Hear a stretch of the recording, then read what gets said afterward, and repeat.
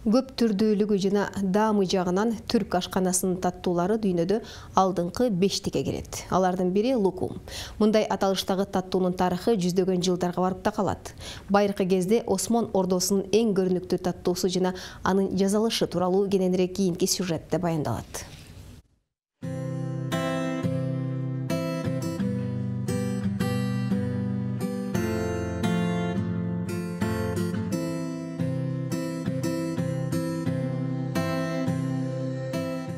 Локум Түркиянын брендтелген кондитердик азыктарынын бири. Бүгүнкү күндө локумдун 150ден ашык түрү болсо, анын розанын жилекчелеринен жасалган түрүнө суроо талап жогору. Мындай таттуу азыгы Түркиянын Роза гүлүнүн мекени аталган Испарта шаарындагы ишканалардын биринде жасалат. Анда иштеген кондитер Мурат Кыяр күнүнө 5 тонна локум жасаларын жана ал бүт Түрк элин камсыздай турганын айтып, алгач локумду жасоо эрежелерине токтолду.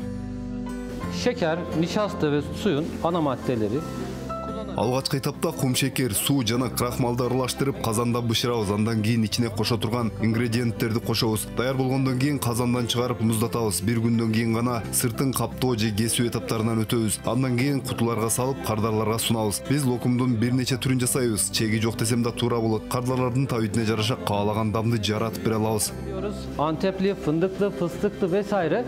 Казанга роза жилекчелерин салган соң анын даамын чыгарууда атайын суу кошулуп аралаштырылат. Ал эми ага кызыл өңдү бериш үчүн сайвиздин суусу колдонулуп, андан соң адамдын организмине абдан пайдалуу болгон мисте салынат. Ботко түрүндө жасалган азык даяр болгон соң крахмал салынган идиштерге бөлүштүрүлүп, 1 сутка калыбына келгенче салкын жерге коюлат.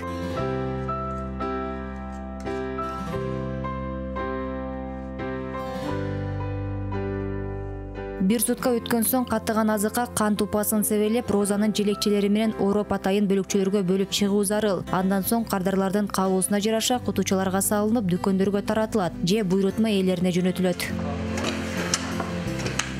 Lokumlarımızda kullanılan malzemeler kesinlikle birinci sınıf malzemelerdir. Локум үчүн эң таза жана табигый азыктарды колдонобуз. Жер жемиш болобу, мөмө жемиш болобу, өсүмдүк болобу сатып алаардан мурун сөзсүз түрдө анализден өткөрүлөт. Бул жагынан алганда бир гана жогорку сапаттагы ингредиенттер колдонулат. Ал эми локумга түз берүү үчүн табигый боек, тактап айтканда савиз суусун колдонобуз. Анан албетте санитардык эрежелер сөзсүз сакталат. Бет кап, кол капсыз иш кылуу мүмкүн эмес. Özdeş aromalar kullanıyoruz. Дасторкондун көркүн ачкан түрк десертинин пайда болуу тарыхы байыркы доорго барып такалат. 50 жылдан бери локум жасаган ишканада иштеп келе жаткан Кенан Йылдырым таттуунун аты ар кайсы коомдо өзгөрүп отуруп, 17-18 кылымдарда Рахат локум деген ат менен Осмон ордосунун эң көрүнүктүү таттууларынын бирине айланганын айтат. Убакыттын өтүшү менен жасоо ыкмасы, курамы, өндүрүш технологиясы да өзгөргөн. Lokum denince akla Локум 17 кылымда пайда болгон. Алгач бал, сироп жана ундун аралашмасынан жасалса, кийин крахмал менен шекердин пайда болушу менен бүгүнкү күнгө чейин түрдүү жаңылатуулар менен даярдалып келет. Түрк локумунун биринчи массалык өндүрүшү 1777 жылы Осман империясында башталган. Сода сатыктын жайылышы менен Европага тарап, кыска убакыттын ичинде дүйнөдөгү эң популярдуу таттууга айланган. lokum meydana gelmiş. Кошулмасыз боексуз десерт витаминдерге бай. Адистер бул бир эле жыпар жыты даамы менен өзгөчөлөнбөстөн анын пайдасы да жогору экенин билдиришет. Жазгүл Мадинова, Тилек Асхатбеков, 5 канал, Испарта шаары.